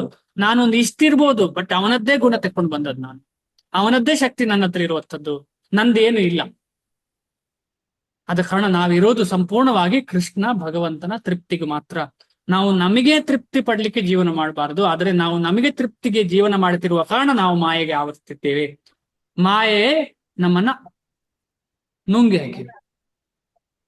ಮಾಯೆಯ ದೆಸೆಯಿಂದಾಗಿ ಅರ್ಜುನನು ತನ್ನ ಬಂಧುಗಳೊಡನೆ ಇರುವ ಅಲ್ಪಕಾಲದ ದೈಹಿಕ ಬಾಂಧವ್ಯವೇ ಕೃಷ್ಣನೊಡಗೆ ಇರುವ ಶಾಶ್ವತವಾದ ಆಧ್ಯಾತ್ಮಿಕ ಬಾಂಧವ್ಯಕ್ಕಿಂತ ಹೆಚ್ಚು ಮುಖ್ಯ ಎಂದು ಭಾವಿಸಿದ. ಇದು ನಮ್ಗೆಲ್ರಿಗೂ ಹೇಳ್ತಾ ಇರುವಂಥದ್ದು, ಕೃಷ್ಣ ಲಾಸ್ಟ್ ಆಪ್ಷನ್ ನಮಗೆ, ಫಸ್ಟ್ ಬೇರೆಲ್ಲರೂ ನಮಗೆ ಆಪ್ಷನ್. ಕೃಷ್ಣ ಲಾಸ್ಟ್. ಅದಕ್ಕೋಸ್ಕರ ಫಸ್ಟ್ ಕೃಷ್ಣನಿಗೆ ಆಪ್ಷನ್ ಕೊಡ್ಲಿಕ್ಕೆ ಏನು ನಾವು ಹಿಂದಿಂದ ಡಿಸ್ಕಷನ್ ಮಾಡ್ತಾ ಬಂದಿದ್ದೇವೆ. ಏನ್ ಮಾಡ್ಬೇಕು? ಫಸ್ಟ್ ಕೃಷ್ಣನಿಗೆ ಆಪ್ಷನ್ ಕೊಡ್ಲಿಕ್ಕೆ ನಾವೇನು ನಮ್ಮ ಜೀವನ ಶೈಲಿಯಲ್ಲಿ ಬದಲಾವಣೆ ಮಾಡ್ಬೇಕು? ಬೆಳಿಗ್ಗೆ ಎದ್ದ ತಕ್ಷಣ ಚಾಂಟಿಂಗ್ ಫಸ್ಟ್ ಭಗವಂತನ ಸೇವೆಗೆ. ಅದು ನಮ್ಮ ಯಾಕೆ ಸಾಧನೆ ಮೊದಲು ಯಾಕೆ ಮಾಡ್ಬೇಕು. ಮಲಗುದು ಅಂದ್ರೆ ಏನು ಮಾತಾಜಿ? ರೂಪಿಣಿ ಮಾತಾಜಿ, ಮಲಗುದು ಅಂದ್ರೆ ಏನು? ಅಂದ್ರೆ ನಿದ್ದೆ ಮಾಡುದು ಅಂದ್ರೆ ಏನು? ನಾವು ಎಲ್ಲ ಮರ್ತು ಬಿಡ್ತೇವೆ ಪ್ರಭುಜಿ. ಎಲ್ಲ ಮರೆಯುದು. ನಿದ್ದೆಯಲ್ಲಿ. ಅದೊಂದು ರೀತಿಯ ಸಾವು. ಆದ ಕಾರಣ ಮರು ಜನ್ಮ ಆಯ್ತು. ಬೆಳಿಗ್ಗೆ ಏಳುದಂದ್ರೆ ಒಂದು ಜನ್ಮ. ಪ್ರತಿ ದಿವಸ ನಾವು ಬೆಳಿಗ್ಗೆ ಹೇಳ್ತೇವೆ, ಫಸ್ಟ್ ಕೆಲಸವೇ ಕೃಷ್ಣನ ನೆನಪು ಮಾಡುದು. ಅದೇ ರೀತಿಯಲ್ಲಿ ಹೊಟ್ಟೆಯಲ್ಲಿ ಮಗು ಹೇಳುತ್ತಂತೆ, ಕೃಷ್ಣ ನನಗೆ ಇಲ್ಲಿಯ ಸಂಕಟ ತಡಿಲಿಕ್ಕೆ ಆಗ್ತಿಲ್ಲ, ನಾನು ಖಂಡಿತವಾಗಿ ನಿನ್ನನ್ನು ನೆನಪು ಮಾಡಿ ಇನ್ನು ಪುನಃ ಈ ಹೊಟ್ಟೆಯಲ್ಲಿ ಬರುದಿಲ್ಲ ನಾನು ಅಂತ ಎಲ್ಲ ಜೀವಗಳು ಹೇಳ್ತವಂತೆ ಹೊಟ್ಟೆಯಲ್ಲಿ ಬರುವಾಗ. ಅದೇ ರೀತಿಯಲ್ಲಿ ನಾವು ಮಲಗುದು ಅಂತ ಹೇಳಿದ್ರೆ ಪ್ರಕೃತಿ ಮಾತೆಯ ಮಡಿಲಲ್ಲಿ ಮಲಗ್ತಾ ಇದ್ದೇವೆ. ಪ್ರತಿದಿನ ಜನ್ಮ ಆಗ್ತಾ ಉಂಟು. ಫಸ್ಟ್ ಕೃಷ್ಣನನ್ನೇ ಯೋಚನೆ ಮಾಡಬೇಕು. ಆ ರೀತಿಯಲ್ಲಿ ನಿಧಾನವಾಗಿ ನಾವು ಇಡೀ ದಿವಸ ಕೃಷ್ಣನನ್ನ ಯೋಚನೆ ಮಾಡುವ ಹಾಗೆ ಆಗ್ಬೇಕು. ಹಾಗೆ ಆದ್ರೆ ಏನಾಗ್ತದೆ ಅಂತ ಹೇಳಿದ್ರೆ, ನಾವು ಆ ಮಾಯೆಯಿಂದ ಇಲ್ಲಿದ್ರು ಮಾಯೆಯ ಸಾಂಗತ್ಯದಲ್ಲಿ ಇದ್ರೂ ಕೂಡ ನೇರವಾಗಿ ಕೃಷ್ಣ ನಮ್ಮನ್ನ ನೋಡ್ಕೊಳ್ತಾನೆ. ಯಾಕೆಂತ ಹೇಳಿದ್ರೆ ಈ ಮಾಯೆ ಅಂತ ಹೇಳಿದ್ರೆ ತುಂಬಾ ಕಷ್ಟ ಹೊರಗೆ ಬರ್ಲಿಕ್ಕೆ. ಆದ್ರೆ ಮಹಾತ್ಮರು ಯಾವತ್ತು ದೈವಿ ಪ್ರಕೃತಿ ಅಂದ್ರೆ ಕೃಷ್ಣನ ನೇರ ಪ್ರಕೃತಿ ಅಂಡರ್ ಇರ್ತಾರೆ. ಹಾಗೆ ಆಗ್ತದೆ. ಗೀತೆಯ ಇಡೀ ಉಪದೇಶದ ಧ್ಯೇಯವು ಹೀಗಿದೆ: ಕೃಷ್ಣನ ನಿತ್ಯ ಸೇವಕನಾದ ಜೀವಿಯನ್ನು ಕೃಷ್ಣನಿಂದ ಬೇರ್ಪಡಿಸಲು ಸಾಧ್ಯವಿಲ್ಲ ಮತ್ತು ಕೃಷ್ಣನಿಂದ ಪ್ರತ್ಯೇಕವಾಗಿ ತನಗೆ ಅಸ್ತಿತ್ವವಿದೆ ಎಂಬ ಜೀವಿಯ ಭಾವನೆಯು ಮಾಯೆ. ಮಾಯೆ ಅಂದ್ರೆ ನಾನು ಕೃಷ್ಣ ಬೇರೆ ಬೇರೆ, ಡೈವರ್ಸ್. ಕೃಷ್ಣ ನಾನು ಡೈವರ್ಸ್ ಕೊಡ್ತೇನೆ ಅಂತ ಹೇಳುದು ಮಾಯೆ. ನಿಜವಲ್ಲ. ಅದು ಸಾಧ್ಯವೇ ಇಲ್ಲದನ್ನ ನಾವು ಟ್ರೈ ಮಾಡ್ತಾ ಇದ್ದೇವೆ. ಸಾಧ್ಯವೇ ಇಲ್ಲದನ್ನ ನಾವು ಆರ್ಟಿಫಿಷಿಯಲ್ ಆಗಿ ಟ್ರೈ ಮಾಡ್ತಿದ್ದೇವೆ. ನಾವು ಕೃಷ್ಣನಿಂದ ದೂರ ಹೋಗ್ಬೇಕು ಅಂತ ಹೇಳಿ. ಅದು ನೇಚರೇ ಅಲ್ಲ, ಇನ್ನೇಟ್ ನೇಚರೇ ಅಲ್ಲ, ಅದು ನಮ್ಮ ಒರಿಜಿನಲ್ ನೇಚರೇ ಅಲ್ಲ. ಅದನ್ನು ಬದಲಾವಣೆ ಮಾಡ್ಲಿಕ್ಕೆ ಸಾಧ್ಯ ಇಲ್ಲ. ಈಗ ಉದಾಹರಣೆಗೆ ಸಕ್ಕರೆಯ ಗುಣ ಸಿಹಿ, ಅದನ್ನು ಸಿಹಿ ಗುಣವನ್ನು ತೆಗಿಲಿಕ್ಕೆ ಸಾಧ್ಯವಾ? ಇಲ್ಲ. ಅದೇ ರೀತಿಯಲ್ಲಿ ಪ್ರತಿಯೊಂದು ಜೀವದ ಗುಣ ಏನು? ಭಗವಂತನ ಕೈಂಕರ್ಯ ಮಾಡೋದು, ಭಗವಂತನ ಸೇವೆ ಮಾಡೋದು ಗುಣ. ಅದನ್ನು ತೆಗಿಲಿಕ್ಕೆ ಸಾಧ್ಯ ಇಲ್ಲ. ತೆಗಿಲಿಕ್ಕೆ ಪ್ರಯತ್ನ ಪಟ್ಟು ಈ ರೀತಿಯಲ್ಲಿ ಆಗಿದ್ದೇವೆ ನಾವೆಲ್ಲ. ಮಾಯೆಯ ಒಳಗೆ ಮಾಯಗ್ರಸ್ತರಾಗಿದ್ದೇವೆ. ಪರಮ ಪ್ರಭುವಿನ ವಿಭಿನ್ನ ಅಂಶಗಳಾಗಿ ಜೀವಿಗಳು ಸಾಧಿಸಬೇಕಾದ ಒಂದು ಗುರಿ ಇದೆ. ನೆನಪಿಗೂ ಎಟಕದಷ್ಟು ಕಾಲದಿಂದ ಈ ಗುರಿಯನ್ನು ಅವರು ಮರೆತಿದ್ದಾರೆ. ಅನಾದಿ ಕರಾಮ ಫಲೇ. ಯಾರು ಹೇಳ್ತಿದ್ದಾರೆ? ನರೋತ್ತಮ ದಾಸ ಪ್ರಭು. ಈ ಕರ್ಮಫಲ ನಿನ್ನೆ ಮೊನ್ನೆದಲ್ಲ, ಅನಾದಿ ಕರ್ಮ. ಅದಕ್ಕೆ ಆದಿಯೇ ಇಲ್ಲ. ಅನಾದಿ ಅಂದ್ರೆ ಏನು ನಮಗೆ ಗೊತ್ತೇ ಇಲ್ಲ. ಅನಾದಿ ಕಾಲದಿಂದ ಇರುವಂತ ಈ ಕರ್ಮದಿಂದಾಗಿ ಏನಾಗಿದೆ ನನಗೆ? ಈ ಭವಾರ್ಣವ ಅಂದ್ರೆ ಈ ಭೂಮಿ ಅಥವಾ ಈ ಒಂದು ಜೈಲಲ್ಲಿ ಇರುವಾಗೆ ಆಗಿದೆ. ಯಾಕೆ ಅದು ಹಾಗೆ ಆಗಿದೆ? ಯಾಕೆಂದ್ರೆ ಕರ್ಮಫಲ. ಆ ಕರ್ಮಫಲ ಶುರುವಾದ ಯಾವಾಗ? ಕೃಷ್ಣನಿಂದ ವಿಮುಖರಾದ ಕಾರಣ ಆ ಕರ್ಮಫಲ ಶುರುವಾಯ್ತು. ಕೃಷ್ಣನ ಜೊತೆಗಿರ್ತಿದ್ರೆ, ಕೃಷ್ಣನ ಬಗ್ಗೆ ಚಿಂತನೆ ಇರ್ತಿದ್ರೆ ಆ ಕರ್ಮಫಲ ಆಗ್ಲಿಕ್ಕೆ ಸಾಧ್ಯವೇ ಇಲ್ಲ. ಈ ಕಾರಣದಿಂದ ಮನುಷ್ಯರು, ಪ್ರಾಣಿಗಳು, ದೇವತೆಗಳು ಬೇರೆ ಬೇರೆ ದೇಹಗಳಲ್ಲಿ ನೆಲೆಸಿದ್ದಾರೆ. ದೇವತೆಗಳು ಕೂಡ, ಪ್ರಾಣಿಗಳು, ಮನುಷ್ಯರು ಎಲ್ಲರೂ ಭಗವಂತನ ಆಧ್ಯಾತ್ಮಿಕ ಸೇವೆಯನ್ನು ಮರೆತಿದ್ದರಿಂದಲೇ ಇಂತಹ ದೈಹಿಕ ವ್ಯತ್ಯಾಸಗಳು ಉದ್ಭವಿಸಿವೆ. ಆದರೆ ಕೃಷ್ಣ ಪ್ರಜ್ಞೆಯಿಂದ ಆಧ್ಯಾತ್ಮಿಕ ಸೇವೆಯಲ್ಲಿ ತೊಡಗಿರುವವನು ಈ ಮಾಯೆಯಿಂದ ಕೂಡಲೇ ಬಿಡುಗಡೆ ಹೊಂದುತ್ತಾನೆ. ನೋಡಿ, ನಾವು ಎಷ್ಟೊತ್ತು ಭಗವಂತನ ಸೇವೆ ಮಾಡ್ತಿದ್ದೇವೆ ಅಷ್ಟೊತ್ತು ಮಾಯೆ ನಮಗೆ ಬರುತ್ತಿಲ್ಲ. ಚೈತನ್ಯ ಚರಿತಾಮೃತದಲ್ಲಿ ಹೇಳಿದೆ, ಕೃಷ್ಣ ಸೂರ್ಯ ಸಮ ಮಾಯಹಾಯ ಅಂಧಕಾರ ಯಹಾ ಕೃಷ್ಣ ತಹ ನೈ ಮಾಯಾರ ಅಧಿಕಾರ ಅಂತ ಹೇಳಿ ಕೃಷ್ಣ ಸೂರ್ಯನಿಗೆ ಒಂದು ಉದಾಹರಣೆ ಮುಖಾಂತರ ಹೇಳ್ತಿದ್ದಾರೆ ಇಲ್ಲಿ. ಕೃಷ್ಣ ಸೂರ್ಯನಿಗೆ ಸಮ ಅಂದ್ರೆ ಕೃಷ್ಣ ಮತ್ತು ಸೂರ್ಯ ಒಂದೇ ಅಲ್ಲ. ಅವನ ಒಂದು ಸಿಮಿಲಿ ಅಪ್ಲೈ ಮಾಡ್ತಾ ಇದ್ದಾರೆ, ಸಿಮಿಲಿ. ಅದೇ ರೀತಿಯಲ್ಲಿ ಒಂದು ಹೋಲಿಕೆಯ ಮುಖಾಂತರ ಅರ್ಥ ಮಾಡುವಂತ ವಿಚಾರ ಇದು. ಕೃಷ್ಣ ಸೂರ್ಯ ಸಮ, ಮಾಯ ಅಂಧಕಾರ ಕತ್ತಲು. ಸೂರ್ಯ ಯಾವಾಗ ಬರ್ತಾನೆ ಕತ್ತಲಿಗೆ ಏನು ಲೈಟ್ ಹಾಕಿ ಓಡಿಸ್ಬೇಕಾ, ನಾವು ಟಾರ್ಚ್ ಹಾಕ್ಬೇಕಾ? ಏನು ಬೇಡ, ಕತ್ತಲು ತನ್ನಿಂದ ತಾನಾಗಿ ಹೋಗ್ತದೆ. ಅದೇ ರೀತಿಯಲ್ಲಿ ನಾವು ಯಾವಾಗ ಕೃಷ್ಣನ ಸೇವೆ ಮಾಡ್ಲಿಕ್ಕೆ ಹೊರಡ್ತೇವೆ ಆಗ ನಾವು ಮಾಯೆಯ ಸೇವೆ ಮಾಡುವುದಿಲ್ಲ, ನೇರ ಕೃಷ್ಣನ ಸೇವೆ ಮಾಡ್ತೇವೆ. ಮಾಯೆಯ ಇನ್ಫ್ಲುಯೆನ್ಸ್ ಇರುವುದಿಲ್ಲ, ನೇರ ಕೃಷ್ಣನ ಇನ್ಫ್ಲುಯೆನ್ಸ್ ನಮ್ಮ ಮೇಲೆ ಇರ್ತದೆ. ಆದ ಕಾರಣ ನಾವು ಎಷ್ಟಾಗ್ತದೆ ಅಷ್ಟು ಕೃಷ್ಣನ ಸೇವೆ ಮಾಡ್ತಾ ಇರಬೇಕು. ಇಂತಹ ಶುದ್ಧ ಜ್ಞಾನವನ್ನು ನಿಜವಾದ ಗುರುವಿನಿಂದ ಮಾತ್ರ ಪಡೆಯಬಹುದು.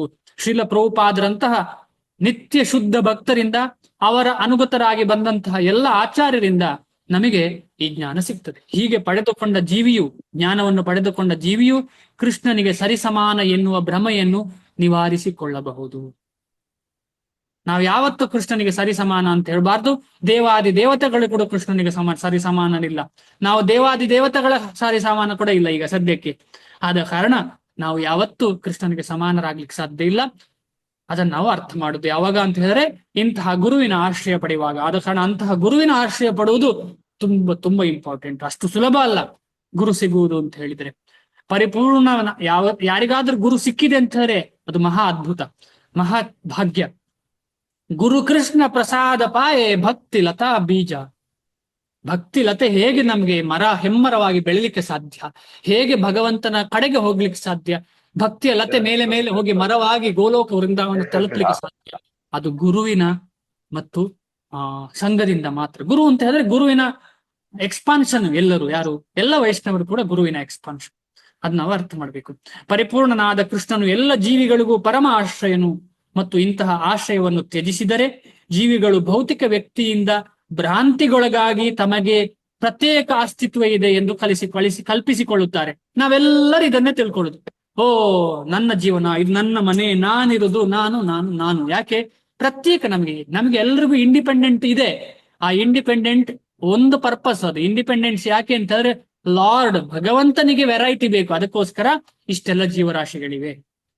ಭಗವಂತನಿಗೆ ಬೇಡಲಿಲ್ಲ ಅಂದ್ರೆ ಬೇಡ, ಎಲ್ಲ ಭಗವಂತನ ಆಸೆ. ಹೀಗೆ ಬೇರೆ ಬೇರೆ ಹಂತದ ಭೌತಿಕ ಕಲ್ಪನೆಯಿಂದಾಗಿ ಅವರು ಕೃಷ್ಣನನ್ನು ಮರೆತು ಬಿಡುತ್ತಾರೆ.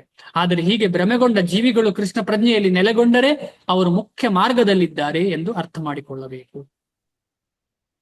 ಒನ್ ಇನ್ ಪರ್ಪಸ್ ಅಂತ ಹೇಳಿದ ಡಿಸ್ಕಷನ್ ಇತ್ತಲ್ಲ, ನಾವೆಲ್ಲರೂ ಪರ್ಪಸ್ ಅಲ್ಲಿ ಒನ್ ಆಗ್ಬೇಕು. ಆ ಮಾರ್ಗ ಕೃಷ್ಣನ ಕಡೆ ಹೋಗುವ ಮಾರ್ಗ ಆಗಬೇಕು. ನಮಗೆಲ್ಲ ಇಂಡಿವಿಜುವಾಲಿಟಿ ಇದೆ, ಆದ್ರೆ ನಮ್ದು ಪರ್ಪಸ್ ಒಂದೇ, ಅದು ಕೃಷ್ಣನ ಸೇವೆ, ಕೃಷ್ಣನ ಕಡೆ ಹೋಗುದು. ಇದನ್ನು ಭಾಗವತವು 2.10.6 ಹೇಳಿದೆ. ಮುಕ್ತಿರ್ಹಿತ್ವ ಅನ್ಯಥಾ ರೂಪಂ ಸ್ವರೂಪೇಣ ವ್ಯವಸ್ಥಿತಿ ಎಂದು ದೃಢಪಡಿಸುತ್ತದೆ. ಮುಕ್ತಿ ಎಂದರೆ ತುಂಬಾ ಇಂಪಾರ್ಟೆಂಟ್. ಮುಕ್ತಿ ಅಂದ್ರೆ ಏನು? ಬೇರೆ ಬೇರೆ ಮುಕ್ತಿ ಇದೆ, ಆದ್ರೆ ಈ ಮುಕ್ತಿ ತುಂಬಾ ಇಂಪಾರ್ಟೆಂಟ್. ಮುಕ್ತಿ ಎಂದರೆ ಕೃಷ್ಣನ ನಿತ್ಯ ಸೇವಕನಾಗಿ ತನ್ನ ನಿಜ ಸ್ವರೂಪದಲ್ಲಿರುವುದು. ಮುಕ್ತಿ ಎಂದರೆ ಕೃಷ್ಣ ಪ್ರಜ್ಞೆಯಲ್ಲಿ ಕೃಷ್ಣನ ನಿತ್ಯ ಸೇವಕನಾಗಿ ತನ್ನ ನಿಜ ಸ್ವರೂಪದಲ್ಲಿರುವುದು. ಮುಕ್ತಿ ಹಿತ್ವಾ ಅನ್ಯಥಾ ರೂಪಂ ಸ್ವರೂಪೇಣ ವ್ಯವಸ್ಥಿತಿ. ಸ್ವರೂಪ ಅಂದ್ರೆ ಏನು? ನನ್ನ ರೂಪ ಜೀವೇರ ಸ್ವರೂಪ ಹೊಯ್ ಕೃಷ್ಣೇರ ನಿತ್ಯ ದಾಸ್. ಅದು ನಿಜವಾಗ ನನ್ನ ಅಸ್ತಿತ್ವ. ಆ ಅಸ್ತಿತ್ವದಲ್ಲಿ ನಾನಿದ್ರೆ ಏನಾಗ್ತದೆ ಅಂತ ಹೇಳಿದ್ರೆ ನಾನು ನೇರ ಭಗವಂತನ ಪ್ರಜ್ಞೆಯಲ್ಲಿ ಇರ್ತೇನೆ, ಭಗವಂತನ ಆಡಳಿತದಲ್ಲಿರ್ತೇನೆ, ಭಗವಂತನ ಸೇವೆಯಲ್ಲಿರ್ತೇನೆ. ಏನಾದ್ರೂ ಪ್ರಶ್ನೆ ಇದ್ರೆ ಇವತ್ತು ಇನ್ನೊಂದು ಶ್ಲೋಕಕ್ಕೆ ಹೋಗ್ಲಿಕ್ಕಿಲ್ಲ, ಇನ್ನು ಮುಂದೆ ಶ್ಲೋಕಗಳು. ಈ ಎಲ್ಲ ಶ್ಲೋಕಗಳು ತುಂಬಾ ಇಂಪಾರ್ಟೆಂಟ್. ಯಾಕೆ ಅಂತ ಹೇಳಿದ್ರೆ ಗುರುವಿನ ಆಶ್ರಯ ಪಡೆದ ಮೇಲೆ ಏನೆಲ್ಲ ಆಗ್ತದೆ ಆಗ್ಲಿಲ್ಲ ಅಂತ ಹೇಳಿದ್ರೆ ಅದು ಹೇಗೆ, ನಾನು ಎಲ್ಲಿ ತಪ್ಪಾಗ್ತಾ ಇದ್ದೇನೆ, ನನ್ನ ಜೀವನದಲ್ಲಿ ನಾನು ಏನ್ ತಪ್ಪು ಮಾಡ್ತಿದ್ದೇನೆ ಅಂತ ಹೇಳಿ ಪ್ರಶ್ನೆ ನಮಗೆ ನಾವೇ ಹಾಕ್ತಾ, ಗುರುವಲ್ಲಿ ಚರ್ಚಿಸ್ತಾ, ಬೇರೆ ಭಕ್ತರಲ್ಲಿ ಕೂಡ ಚರ್ಚಿಸ್ತಾ ಹೇಗೆ ನಾನು ಮುಂದುವರಿಬಹುದು, ಹೇಗೆ ಈ ಜನ್ಮದಲ್ಲಿ ನಾನು ಕೃಷ್ಣನ ಪ್ರಾಪ್ತಿ ಪಡಿಬಹುದು ಅಂತ ಹೇಳಿ ಚಿಂತನೆ ಮಾಡುವ ಉದ್ದೇಶಕ್ಕೋಸ್ಕರ ಇದಿದೆ. ಏನಾದ್ರೂ ಪ್ರಶ್ನೆ ಇತ್ತಾ?